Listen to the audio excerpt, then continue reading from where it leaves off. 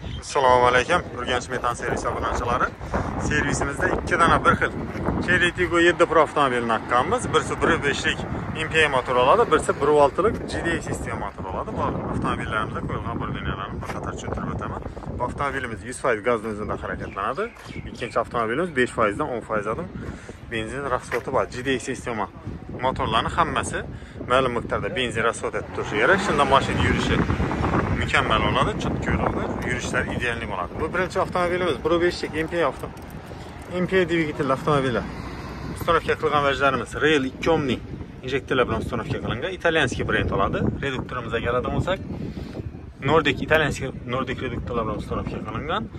Fogumenchalanka termotrubkalar bilan 100% montaj qilingan. Xudo xolasa, propanda hech qancha hid bo'lmaydi, yurishlari chotki oladi, muammosiz ishlab beradi.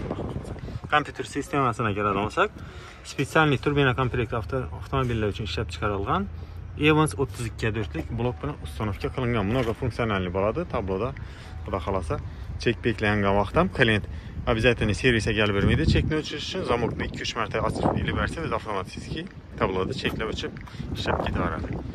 İkinci avtomobilimiz olsa 1.6lik GDI sistema bo'ladi. Bu avtomobilimiz ham shu Yevropa gaz brendasida ishlab chiqarilgan bir bilan uстановка qilingan.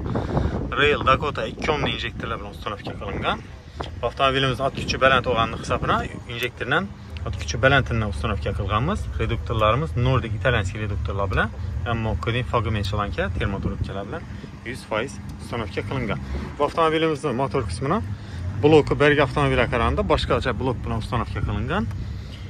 Injektor 48/4lik blok deb aytiladi. Bu blokimiz GDI sistema avtomobillari uchun spesial ishlab chiqarilgan bloklardan birisi bo'ladi. Avtomobillarimizning balon qismlarini ko'rsatib o'tadigan bo'lsam,